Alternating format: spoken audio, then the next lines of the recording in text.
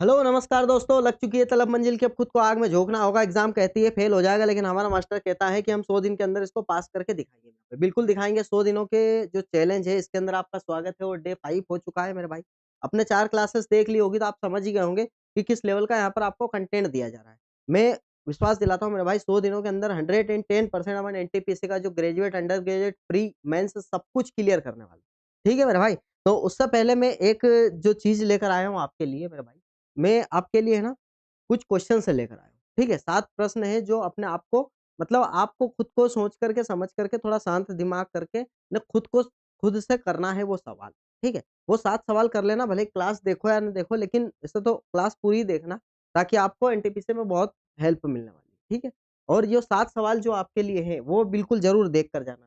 कौन-कौन से 7 सवाल है भाई, देखो ये। पहला सवाल है भाई, खुद से करना आप खुद से, कि उम्र कितनी हो गई है, अभी तक क्या कर लिया? क्या है कि अपनी आपकी खुद की उम्र देखना एक बार निकाल कर एज कैलकुलेटर से गूगल पर जा करके, और देखना कि आप कितने साल, कितने दिन, कितने महीने के हो गए हो और अभी तक आपने क्या किया, उसके बारे में सोचना आप। ठीक है? थोड़ा 1-2 घंटा दे देना भले इस चीज़ को पूरा करने के लिए, लेकिन एक बार सोच समझ करके ना फिर अपना कदम बढ़ाना आप। ठीक है?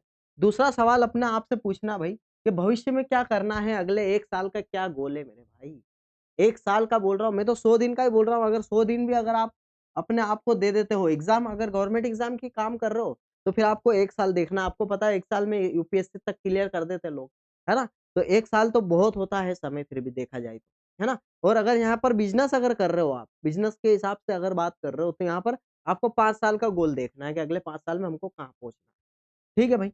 अब अगले 1 साल में आपको क्या करना है, मतलब कहाँ पहुँचना है? जैसे एनटीपीसी की अगर तैयारी कर रहे हो आप, तो आपको समझना है कि जो आने वाला 1 साल है, जैसे अभी नवंबर चल रहा था, अगले साल के नवंबर तक हमको जॉब चाहिए ना चाहिए, तो उस हिसाब से अपने को काम करना है। ठीक है?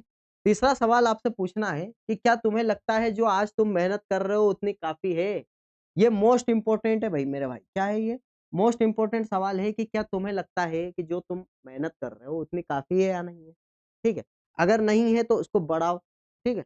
और चौथा सवाल है, क्या मैं वही कर रहा हूँ जो मेरे दिल को सुकून दे रहा है? भई ऐसा तो नहीं हो रहा आपके सामने साथ में कि ज़बरदस्ती आप एनटीपीसी की तैयारी कर रहे हो और पता चलेगा आपको ज़बरदस्ती घेरा जा रहा है कि ले कर ले, करना आपका मन ही नहीं लग रहा है ना? तो वो काम भी मत करो। छोड़ के ना अपना दूसरा काम-धंधा जहाँ करना है वहाँ करो। ठीक है भाई? ये चीज़ें होती है। उसके बाद 5वां देखो भाई, क्या मैं आज का पूरा इस्तेमाल कर रहा हूँ या बस समय गुज़ार रहा हूँ? ये तो बहुत इम्पोर्टेंट है भाई, आईएमपी बोल दो इसको तो लाइन को, है ना? जो आज का मैं काम कर रहा हूँ, आज का समय जो इस्तेमाल कर रहा हूँ, ये पूरा इस्तेमाल कर रहा हूँ या बस ऐसे ही निकल रहा है? भले ही किताब लेके बैठा हूँ, मोबाइल लेके बैठा हूँ, लेकिन ऐसे ही निकाल रहा हूँ या फिर पूरा इस्तेमाल कर रहा हूँ? ये 7 सवाल अपने आप से पूछना मेरे भाई, है ना? और जवाब कमेंट बॉक्स में देना। जवाब कहाँ दोगे? कमेंट बॉक्स में, ठीक है? क्या मैं वही इंसान बन रहा हूँ जैसा मैं बचपन में बनने का सपना देखता था? भाई ये बात भी बिल्कुल पूछें अपने आप से कि क्या मैं वही इंसान बन रहा हूँ जैसा मैं बचपन में, मतलब जैसा मैं बचपन में बनने का सपना देखता था। 7वाँ है भई, अपने लक्ष्य तक पहुँचने के लिए हर दिन, हर महीने क्या कर रहे हो? हर दिन, हर महीने, हर घंटे, हर समय, हर सेकंड आप क्या कर रहे हो आपके लक्ष्य तक? मान लो एनटीपीसी क्लियर करना है, तो आप हर समय, अभी जैसे मान लो 1 घंटे में क्या करा आपने? या फिर हर मिनट क्या कर रहे हो आप? है ना? वहाँ तक कैसे पहुँचोगे? ये चीज़ भई आपको अपने आप से पूछना है और उसके बाद एक लंबी साँस लेना है और उसके बाद आ जाओ आप 100 डे चैलेंज पर। फिर अपन दिखाते हैं इसको इसकी औकात एग्ज़ाम को। कोई सी भी एग्ज़ाम एसएससी, सीजीएल क्यों ना आपने देख रखी हो, ठीक है? निम्नलिखित में से किसने गिटार को हिंदुस्तानी शास्त्रीय संगीत के एक वाद्य के रूप में प्रसिद्ध किया? गिटार को किसने करा है? तो गिटार को भाई पंडित ब्रजभूषण काबरा जी ने करा है। किन्होंने? प्रसिद्ध किन्होंने करा है? पंडित ब्रजभूषण काबरा जी ने करा है। ठीक है? उस्ताद अली अकबर की अगर मैं बात करूँ तो ये कौन है? सरोद सरोद वादक, सरोद वादक है। ठीक है? पंडित कुमार शर्मा की अगर मैं बात करूँ तो ये संतूर वादक है। कौन है? ये संतूर वादक। ठीक है? और पंडित कुमार शर्मा की जगह अगर मैं बात करूँ, तो यहाँ पर भजन सोपारी जो है, कौन है? भजन सोपारी।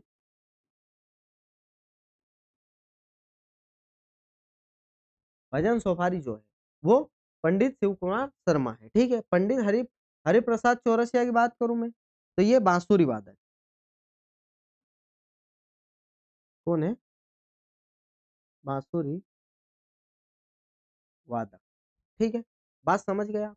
और ये तो गिटार वादक है ही से, आपको पता ही है, ठीक है। ये बांसुरी के, ठीक है। पन्नालाल जी भी बांसुरी के ही है। एक और अगर बात करूं मैं,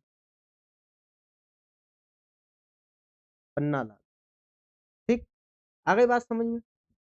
ये चीजें आपको याद रखना, ठीक है। उस्ताद अली अकबर खां भी याद रखना, सरोद वादक है। और पंडित ब्रजभूषण काबरा आपको पता ही है, गिटार वादक है, ठीक है। और पंडित शिव कुमार शर्मा के साथ साथ भजन सोफारी भी याद रखना, ये दोनों संतूर वादक है। कौन है? दोनों संतूर वादक है। पंडित हरिप्रसाद चौरसिया और पन्नालाल जी को भी याद रखना है, बांसुरी वादक है।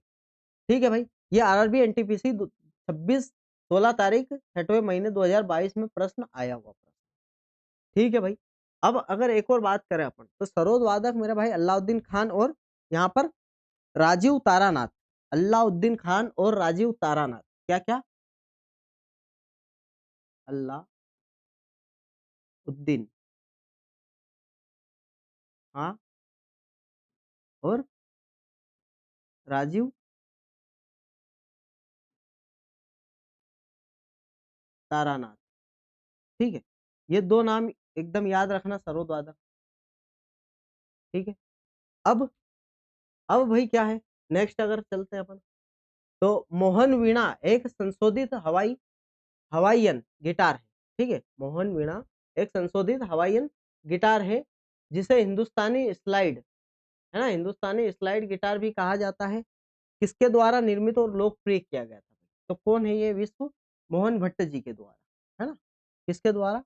मोहन वीणा मोहन भट्ट जी के नाम पर रखा है। सारंगी की बात करूं तो Ram Narayan, option number A correct है, ठीक। नेक्स्ट, भारतीय शास्त्रीय गायक पंडित जसराज इनमें से किस घराने से संबंधित है? तो किस घराने से संबंधित है भाई?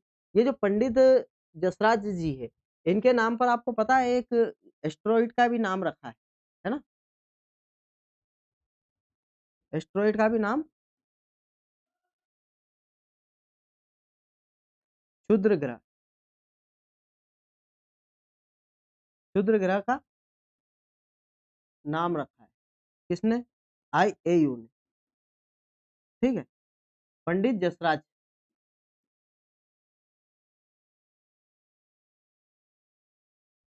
ठीक है। बात समझिए, मेवाती मेवाती घराने से संबंधित है ये, ठीक है। मेवाती घराने से संबंधित है, ठीक है। तो ये याद रखना बहुत इंपॉर्टेंट है। किराना घराना की अगर बात करूं, तो किराना घराने के संस्थापक कौन थे? अब्दुल करीम खान, अब्दुल करीम खान, है ना। ये कौन थे? किराना घराना के संस्थापक। ग्वालियर घराना की अगर बात करूं, तो हत्तू खां, नत्थू खां और हस्सू खां, ये तीनों याद रखना, है ना। आगरा घराने की बात करूं, तो प्रेम पिया और साजन पिया, ठीक है। ये दो नाम याद रखना, ठीक है।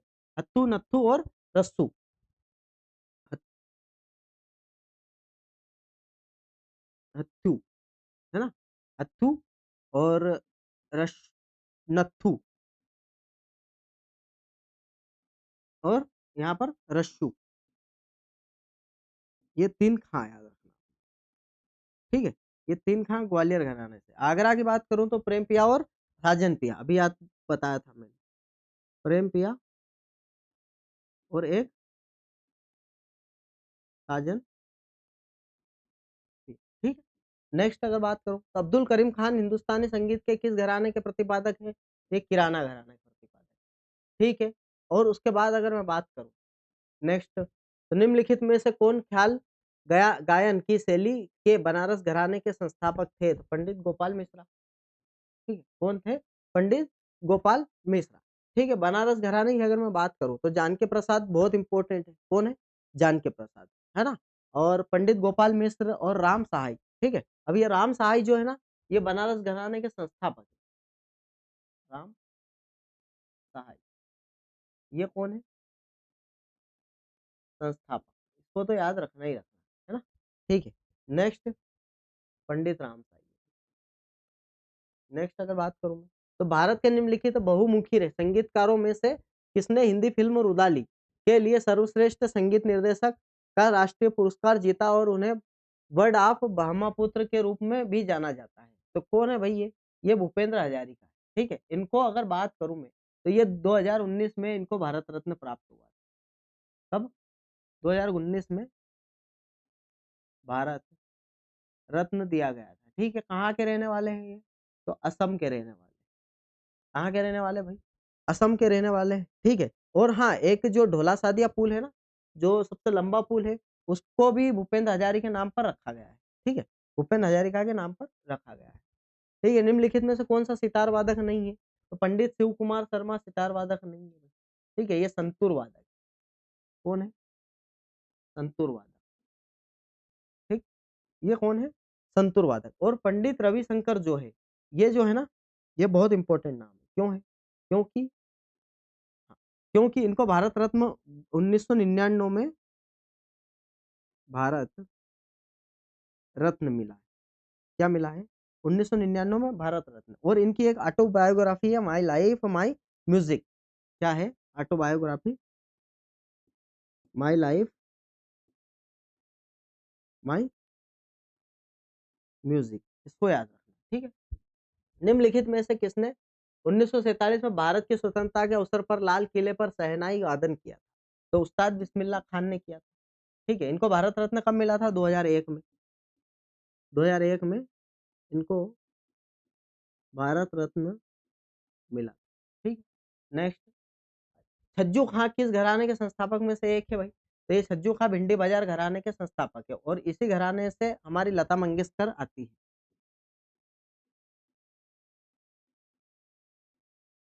है ना। लता मंगेशकर यहाँ इसी घराने से आती है, ठीक है। और इंदौर की रहने वाली है, क्या याद रखना आपको, कहाँ की है? इंदौर मध्य प्रदेश, है ना। लता मंगेशकर कहाँ से है? तो इंदौर मध्य प्रदेश से। इनको 2001 में भारत रत्न दिया गया था, ठीक है भाई। तो इतनी चीज अपने को ध्यान रखनी है। नेक्स्ट, संगीत नाटक अकादमी पुरस्कार प्राप्त करने वाले उस्ताद इकबाल अहमद खान घराने से, दिल्ली घराने से भाई। नेक्स्ट, पद्म भूषण पुरस्कार सम्मानित अरविंद पारिख सितार घराने से, सितार वादक है, सॉरी, घराने क्या। बुद्ध देव दास गुप्ता निम्नलिखित में से किस संगीत वाद्य यंत्र को बजाने के लिए प्रसिद्ध है? तो ये सरोद, सरोद वादक, है ना। निम्नलिखित में से कौन सरोद वादक है जिसे सरोद सम्राट के नाम से भी जाना जाता है? उस्ताद अमजद अली खां, है ना। कौन से भारतीय संगीतकार और सितार वादक नेशनल ऑर्केस्ट्रा ऑफ इंडिया के संस्थापक थे भाई? तो ये रविशंकर जी थे। नेक्स्ट, अली अकबर खान निम्नलिखित में से किस घराने से जुड़े थे? ये मेहर घराने से जुड़े थे, अली अकबर खान। निम्नलिखित में से किस भारतीय संगीतकार को मल्लिकाए गजल कहा जाता है? बेगम अख्तर को, ठीक है। निम्नलिखित में से कौन सा भारत रत्न सम्मानित होने वाले पहले संगीतकार थे? तो भाई एम एस सुब्बुलक्ष्मी। इनको तो ध्यान रखना, 1998 में इनको भारत रत्न मिला था, ठीक है। और निम्नलिखित में भारतीय शास्त्रीय संगीतकारों में से किसके नाम पर तेहरान ईरान में एक सभागार? उस्ताद बिस्मिल्लाह खान, है ना। और निम्नलिखित में से कौन भारत की एकमात्र प्रसिद्ध महिला शहनाई वादक है? ये बागेश्वरी कमर।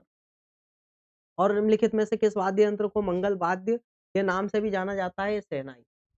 नेक्स्ट, निम्नलिखित भारतीय शास्त्रीय तबला वादकों में से किसे अब्बा जी कहा जाता है, जिन्होंने उन्होंने 1968 में अमेरिकी जैज ड्रमर बड़ी रिच के साथ मिलकर एक संगीत एल्बम बनाया था? ये अल्लाह रख, रखा। निम्नलिखित में से किसे भारत के कर्नाटक में संगीत के जनक माना जाता है? पुरंदर दास। 20वीं सदी के तानसेन के रूप में किसे सम्मानित किया गया था? तो ये उस्ताद बड़े गुलाम अली खान, है ना। नेक्स्ट, किसको पहले अपने पिता उस्ताद बाबा अलाउद्दीन खान के अधीन शास्त्रीय संगीत में प्रशिक्षित किया गया और उनकी मदद से उन्होंने मेहर सोनिया घराने की स्थापना करी है? अन्नपूर्णा देवी, है ना। ये भी बहुत इंपॉर्टेंट नाम है। उस्ताद अस्सू खान, उस्ताद रज्जू खान और उस्ताद नाथू खान, नत्थू, है ना। ये सब बताया था ग्वालियर घराने से, ठीक है भाई। तो यहाँ पर अपनी क्लासेस खत्म होती है, और कल मैं इसके 100 प्रश्न आपके सामने लेकर आऊंगा। कितने? 100 क्वेश्चंस मैं करवाने वाला हूँ इसके एमसीक्यू। आपको बिल्कुल अच्छे तरीके से रटा दूँगा ये सब, आप बस मेरे साथ जुड़े रहें। सब चीज़ करवा दूँगा, और यहाँ ये 7 सवालों के जवाब बिल्कुल कमेंट बॉक्स में कमेंट करना मेरे। चाहे तो एक लाइन में कर देना, आप चाहो तो। ये बिल्कुल बहुत इम्पोर्टेंट है आपके लिए, और मेरे लिए भी बहुत इम्पोर्टेंट है। मैंने इन सवालों का जवाब अपने आप से ढूँढा है और खोजा, उसके बाद ही अपना काम स्टार्ट किया है, ठीक है? तो आप भी ऐसा ही करें। बहुत मदद मिलने वाली है बस, ठीक है? तो क्लियर होके ही चलेंगे तो ज़्यादा अच्छा रहेगा। ठीक है भाई? ना संघर्ष, ना तकलीफ तो क्या खाक मजा है जीने में, बड़े-बड़े एग्ज़ाम क्रैक हो जाते हैं जब आग लगी हो सीने में।